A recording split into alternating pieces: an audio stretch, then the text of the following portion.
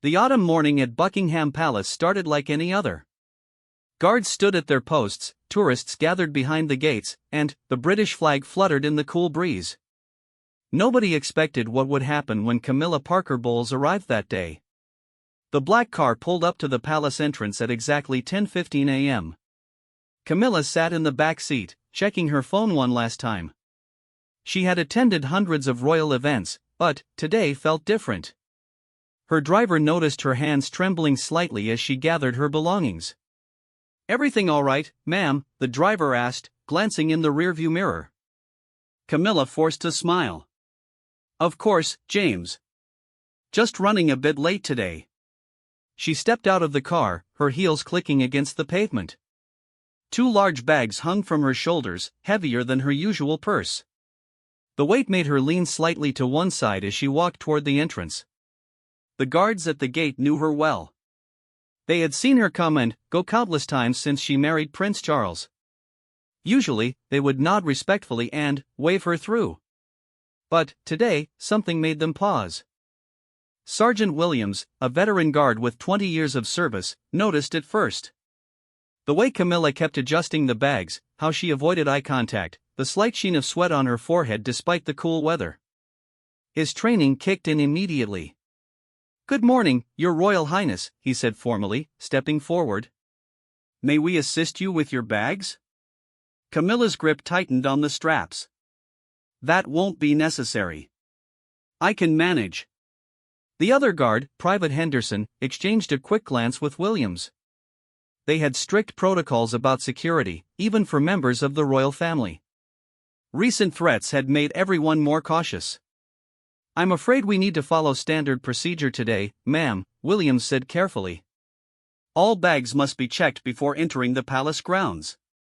The color drained from Camilla's face. She took a small step back, clutching the bags closer to her body. "This is ridiculous."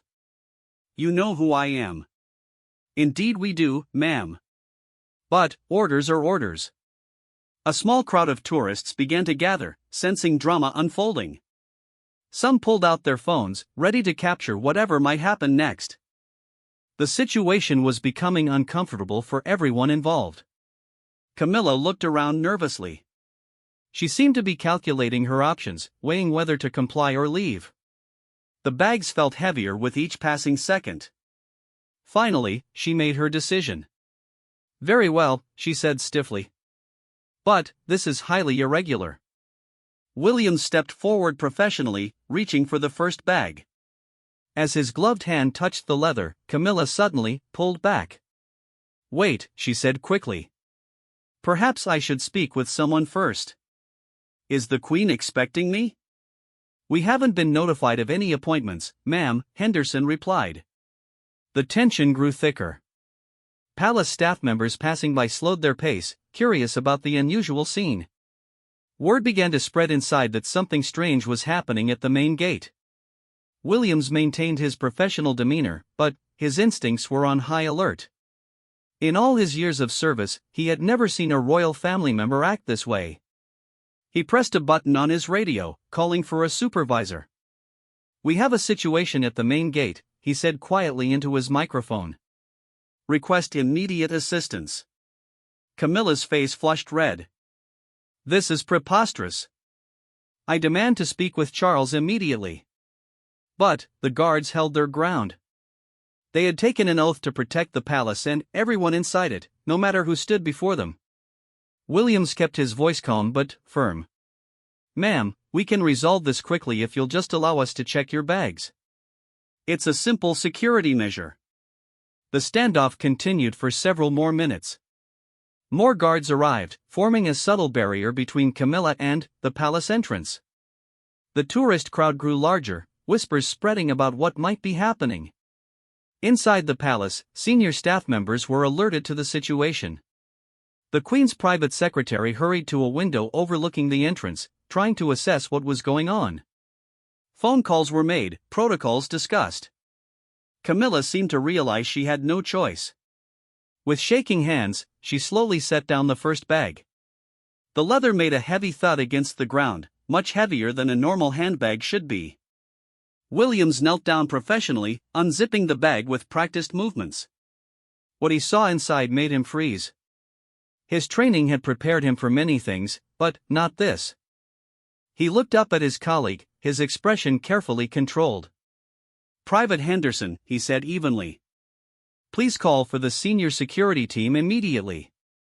Henderson didn't need to be told twice. He spoke urgently into his radio while Williams remained crouched by the open bag, not touching anything inside. Camilla stood frozen, her face a mask of conflicting emotions. Within minutes, the area was swarming with security personnel. The tourists were politely but firmly moved back. A security perimeter was established. Senior palace officials arrived, their faces grave. The head of security, Commander Bradley, approached the scene. He was a former military officer who had seen action in several conflicts. Very little surprised him anymore. But, when Williams quietly showed him the contents of the first bag, even his experienced eyes widened. "Your Royal Highness," Bradley said formally. "I'm going to need you to come with us. We have some questions that need answering." Camilla lifted her chin defiantly. "I can explain everything." "I'm sure you can, ma'am. But, not here." She was escorted into the palace through a side entrance, away from the growing crowd of onlookers. The bags were carefully carried by security personnel wearing gloves. Whatever was inside was being treated as evidence. The palace communication team scrambled to control the narrative. But, in the age of social media, word spread quickly. Within an hour, news outlets were reporting on the incident at Buckingham Palace involving the Duchess of Cornwall. Inside a secure room in the palace, Camilla sat across from Commander Bradley and two other senior officials. The bags were placed on a table between them, their contents now fully revealed. The atmosphere was tense, formal, and deeply uncomfortable. Bradley opened a notebook and clicked his pen.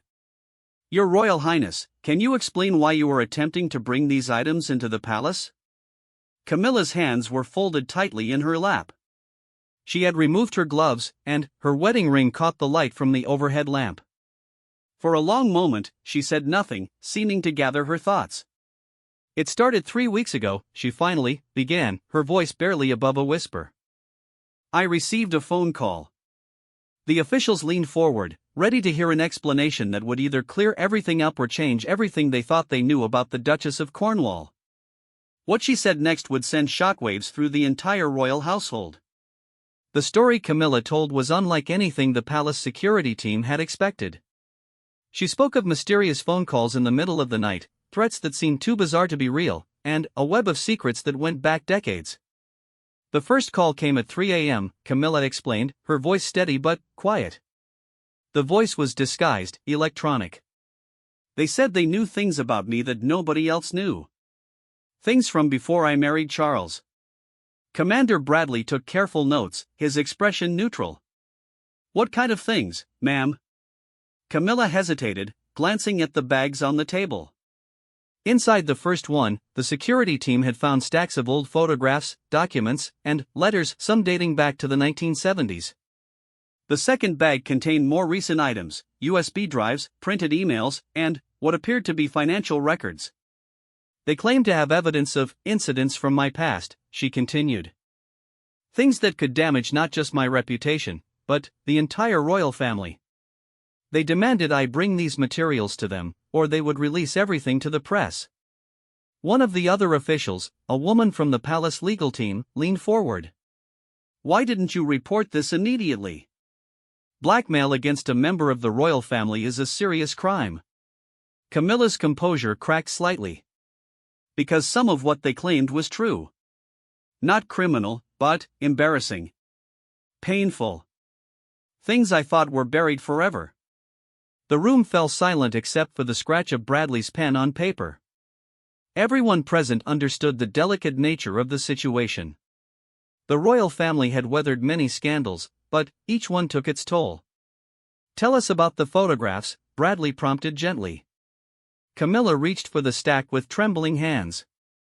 The top photo showed a much younger version of herself at what appeared to be a party in the 1970s. Other people in the photo had their faces circled in red marker. These people, she said slowly, some of them went on to become very powerful. Politicians, business leaders, even foreign dignitaries. We were all young and foolish once. But someone has been collecting evidence of our indiscretions. The security team examined the photos carefully. Some showed wild parties, others captured private moments that were clearly meant to remain private. None were illegal, but all were potentially damaging if released to the public. The caller said they had much worse, Camilla continued. They claimed to have recordings, videos, financial transactions that could be misinterpreted. They gave me 1 week to gather everything I had and bring it to the palace. Why the palace? Bradley asked. They said someone inside would contact me. Someone I trusted. They said this person would help me make everything disappear. The implications were staggering. If true, it meant someone within the palace walls was part of an elaborate blackmail scheme. The security breach was far worse than just Camilla trying to smuggle in suspicious bags. Bradley stood up and walked to the window, looking out at the palace grounds. He had dedicated his life to protecting the royal family, and now he faced a threat from within. Ma'am, I need you to tell me everything about these calls. Every detail, no matter how small. Over the next 2 hours, Camilla revealed a story that sounded like something from a spy novel. The caller knew details about her daily schedule, her private conversations, even what she had eaten for dinner. They seemed to have eyes and ears everywhere. The USB drives contained encrypted files that Camilla couldn't open. The caller had said the palace contact would have the passwords. The financial records showed transactions from decades ago, some involving amounts that would raise eyebrows if scrutinized. I've made mistakes, Camilla admitted. But I've never done anything illegal. These people are twisting innocent situations to make them look sinister. The palace legal advisor spoke up. We'll need to verify all of this. Every document, every photo, every claim. This could take weeks. We don't have weeks, Camilla said urgently. They said if I didn't deliver by today, they would start releasing things. Small bits at first, to show they're serious. Bradley returned to his seat.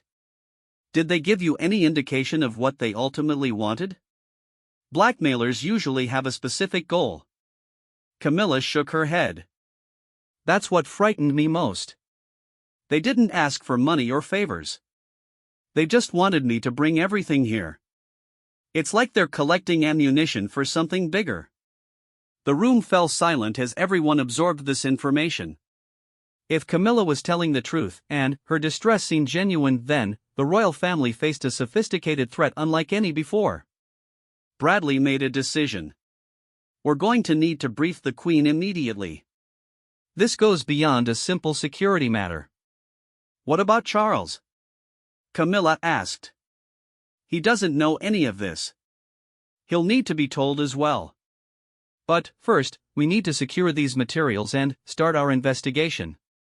The security team carefully catalogued every item from the bags. Each photograph was scanned, each document copied. The USB drives were sent to the cybersecurity unit for analysis. As the hours passed, more disturbing details emerged.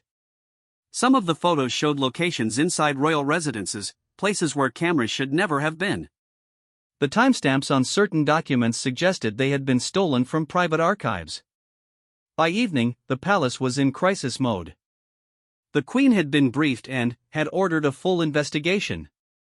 Charles had been told and was on his way back from a royal engagement. The press team was preparing for potential leaks. Camilla remained in the secure room, looking exhausted and defeated. The weight of her secrets and the fear of exposure had taken its toll. She had tried to handle the situation alone, and it had led to this moment of crisis. Commander Bradley returned with updates from his team. The cyber unit has made some progress.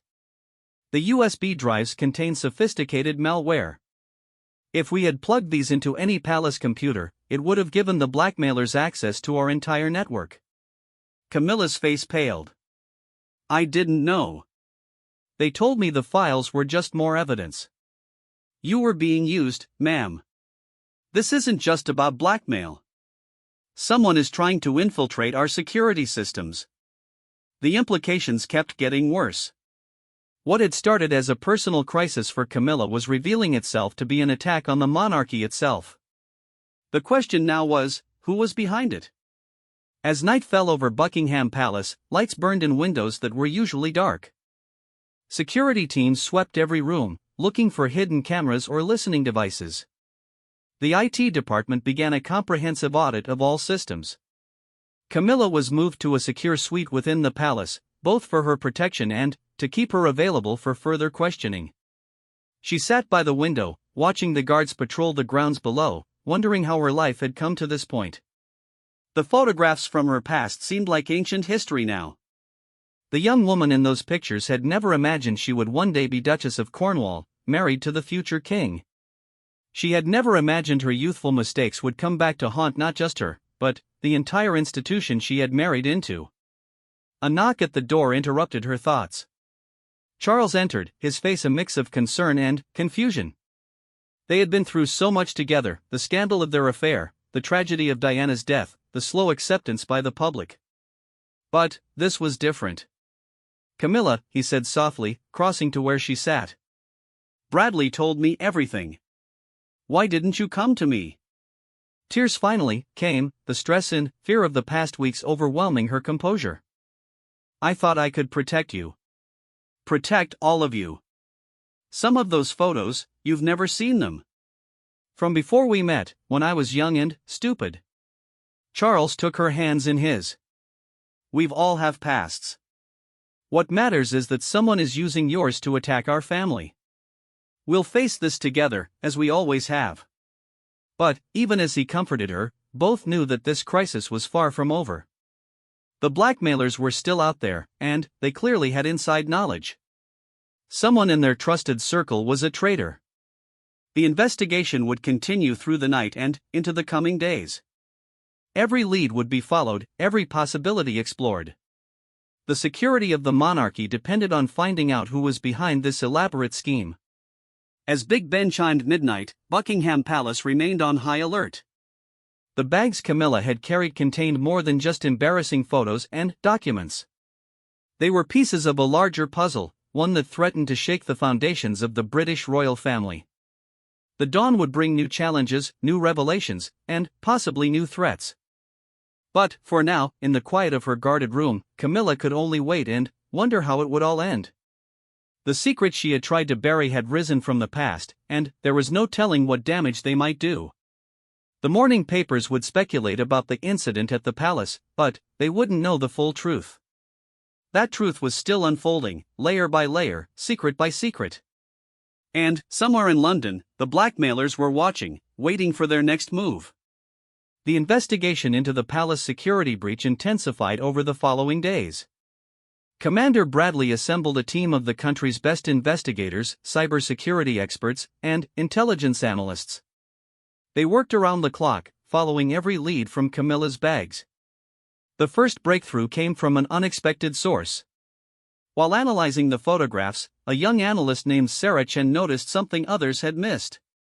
In several photos taken at different times and places, the same figure appeared in the background, always partially obscured, but clearly watching.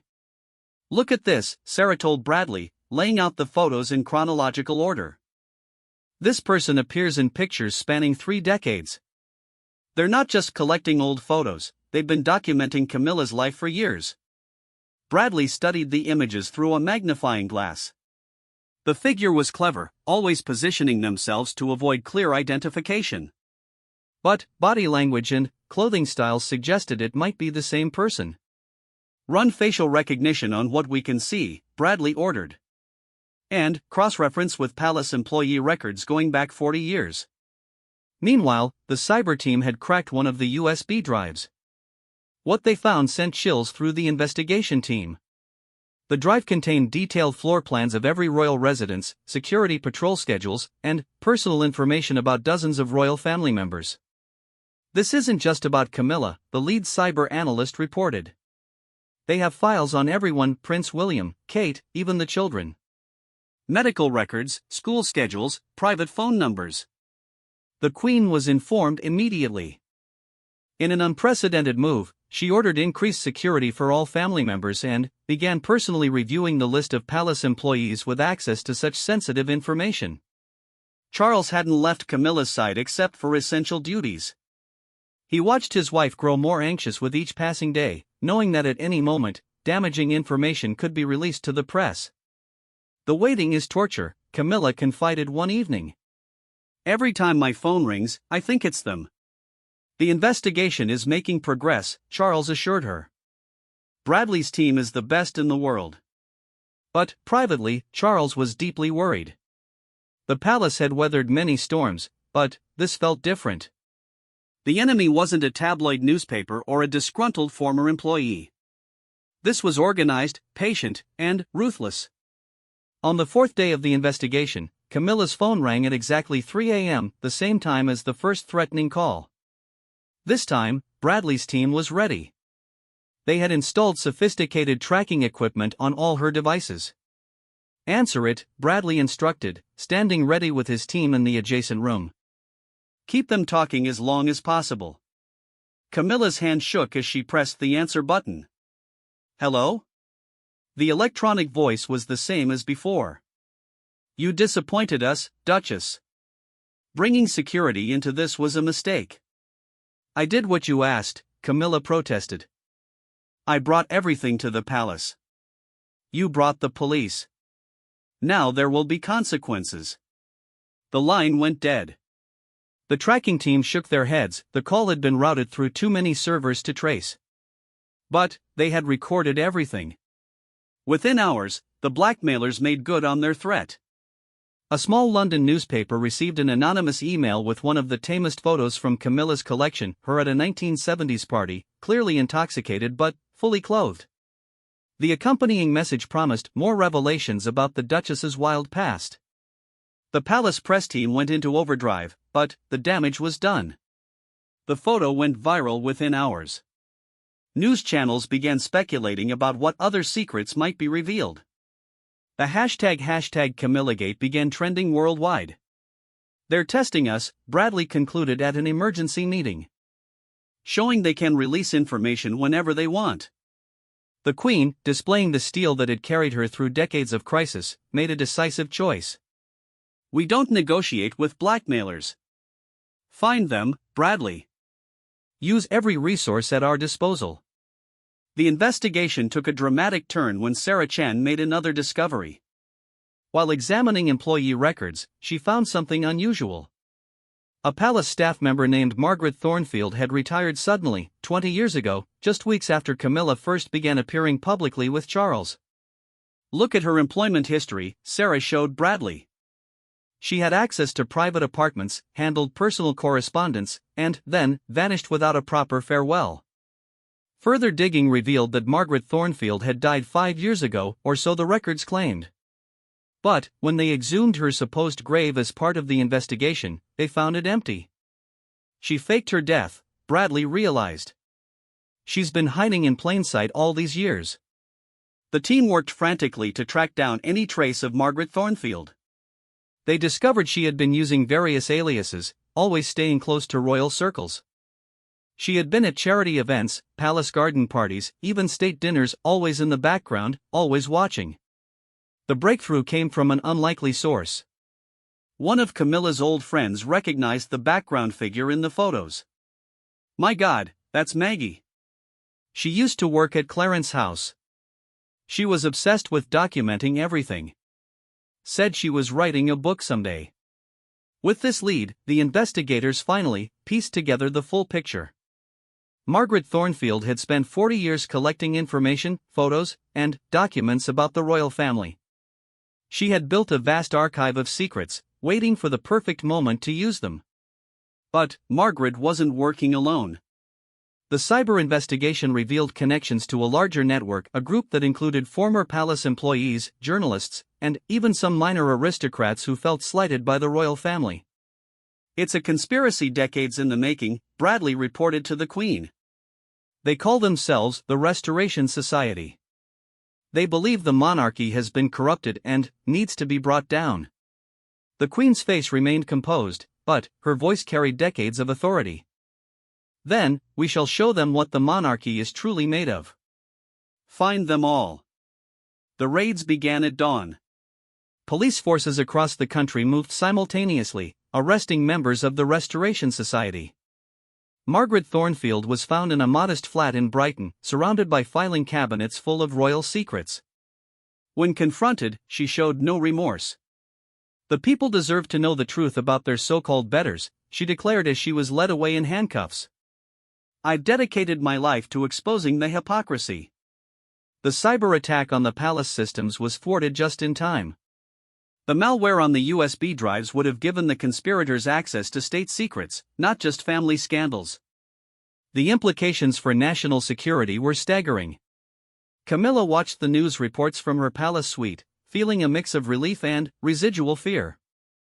The immediate threat was over, but the photos and documents were now evidence. Some would inevitably leak during legal proceedings. Charles stood beside her, his hand on her shoulder. Whatever comes out, we'll face it together. The public has forgiven us for worse. But, what about the children? William and Harry? This will drag up everything about their parents' marriage again. They're stronger than you think, Charles replied. They've learned to separate public drama from private truth. The Queen summoned Camilla for a private audience. In all her years as Duchess, Camilla had rarely been alone with her mother-in-law. She entered the Queen's study with trepidation. Sit, the Queen commanded gently. For a long moment, they regarded each other, two women who had seen the monarchy from very different perspectives. You tried to protect us, the Queen finally said. That took courage, even if the method was flawed. I'm sorry, Your Majesty. I've brought scandal to your house again. The Queen's expression softened slightly. My dear, this family has survived far worse than embarrassing photographs. What matters is that you didn't give in to their demands. You came to the palace, even knowing you'd be caught. I didn't know what else to do. You chose loyalty over self-preservation. That's what makes you family, not marriage certificates or titles. It was the closest the Queen had ever come to accepting Camilla fully. The crisis that could have destroyed her had instead cemented her place in the family. The trials of the Restoration Society members dominated headlines for months. Details emerged about their elaborate planning, their patient accumulation of information, and their ultimate goals. They had wanted to force a constitutional crisis, believing they could reshape the monarchy to their vision. Some of Camilla's photos did leak, as expected. The press had a field day with images of her youthful indiscretions. But public reaction was surprisingly muted. In an age where everyone's past was documented on social media, decades-old party photos seemed almost quaint. Is that really all they had? One newspaper columnist wrote. The Duchess liked to party in the 70s? Who didn't? The royal family's approval ratings actually increased. The public saw them as human, vulnerable to the same blackmail and invasion of privacy that ordinary people faced in the digital age. Camilla's attempt to protect the family, however misguided, was seen as loyalty rather than deception. William and Kate made a point of appearing publicly with Camilla, showing family solidarity. Even Harry, from across the Atlantic, issued a statement supporting his stepmother and condemning those who would use private moments for public destruction. The investigation's final report revealed the full extent of the Restoration Society's plans. They had intended to release information gradually, building to a crescendo during the Queen's Platinum Jubilee. Their goal was to force abdications, create a succession crisis, and ultimately reshape the monarchy into something they could control. They underestimated us, the Queen said at a private family dinner. They thought secrets could destroy us. But we've learned that truth, however painful, makes us stronger. Camilla found herself changed by the experience. The weight of carrying secrets had been replaced by the relief of exposure. Yes, unflattering photos were now public, but they were from a life lived decades ago. She had survived the revelation. More importantly, the crisis had brought unexpected clarity to her position. The royal family had rallied around her, protecting her as one of their own. The public had shown more interest in the conspiracy than in her youthful mistakes. She had faced her worst fear, exposure of her past, and emerged intact. 6 months after the palace incident, Camilla attended her first solo royal engagement since the crisis. The press was there in force, expecting her to be diminished, perhaps embarrassed. Instead, they found a woman transformed. She spoke with new confidence, joked about being rather boring these days compared to my youth, and focused attention on the charity she was supporting. The British public, always ready to embrace a comeback story, warmed to this more authentic version of their future queen consort. The Restoration Society members received various sentences, with Margaret Thornfield getting the longest for her role as ringleader. In her final statement to the court, she remained unrepentant but admitted surprise at the outcome. "I thought exposure would weaken them," she said. "Instead, it seems to have made them stronger. Perhaps I underestimated the British public's capacity for forgiveness." The palace implemented new security measures, both physical and digital. But the real change was in attitude. The royal family had learned that in the modern age, the threat of exposure was less powerful than the strength of facing truth together. Years later, when historians wrote about this period, they would mark it as a turning point. Not because of the scandals that were revealed, but because of how the monarchy responded. Instead of covering up or paying off blackmailers, they had chosen transparency and law enforcement. Camilla kept one photo from the confiscated collection, the tamest one, showing her laughing at that long-ago party. She framed it and placed it in her private study, a reminder that everyone has a past, but it's the present that defines us. The young woman in that photo could never have imagined the journey ahead, the love affair that scandalized a nation, the tragedy and triumph, and, ultimately, the acceptance and respect she would earn. The blackmailers had tried to use her past to destroy her future. Instead, they had helped her embrace both. On quiet evenings at Highgrove, Camilla and Charles would sometimes discuss the crisis that had threatened everything. But there was no bitterness, only gratitude for how it had ended. The conspiracy had failed not because the secrets weren't damaging, but because the bonds of family and duty proved stronger than scandal.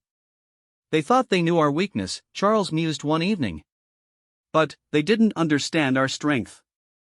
Camilla smiled, thinking of the scared woman who had stood at the palace gates with those heavy bags, terrified of exposure.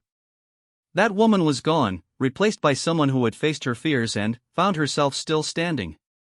The monarchy had survived another crisis, as it had survived so many before. But, this time, it had done more than survive, it had evolved. The incident at the palace gates had begun with secrets and fear. It ended with truth and resilience. And, in the annals of royal history, that transformation would prove far more important than any embarrassing photograph or decades-old indiscretion. The Duchess, who had been blocked by the guards that autumn morning, had helped the monarchy find a new way forward, one where humanity trumped perfection, and where family loyalty mattered more than flawless reputations. The palace guards still stood at their posts, tourists still gathered at the gates, and life continued its ceremonial rhythms. But everyone who had lived through those intense days knew something fundamental had changed. The monarchy had been tested by one of its own, and, in protecting her, had discovered its modern purpose not as an untouchable institution, but as a family that could face any challenge together. As Camilla would later tell a biographer, "They wanted to destroy us with the truth. They never understood that acknowledging truth is what makes us indestructible." The bags that had shocked the palace that day now sat in evidence storage, their contents catalogued and filed away.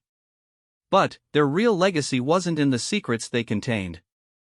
It was in the strength they revealed, the strength of a woman who chose loyalty over self-preservation, and a family that chose unity over reputation. The British monarchy had faced many challenges throughout its 1,000-year history. This wouldn't be the last. But the lesson learned from Camilla's crisis would endure. In an age of transparency, the greatest defense isn't secrecy, but solidarity. And so the story that began with blocked palace gates and suspicious bags ended not with destruction, but with renewal. The Duchess of Cornwall had entered that morning carrying the weight of the past. She emerged carrying the promise of the future, a future where even blackmail could become a catalyst for growth, and where the real shock wasn't in what the bags contained, but in how a family and nation responded. the palace still stands, majestic and enduring. The guards still protect its gates. But everyone who serves there knows the story of the day the Duchess was stopped, and how a potential disaster became a defining moment of strength. In trying to expose weakness, the conspirators had instead revealed resilience. In attempting to divide, they had united. And that, more than any secret or scandal, was the true shock that echoed through the palace halls, the discovery that transparency could triumph over threat, and that a family united could weather any storm, no matter what surprises might be hidden in tomorrow's bags.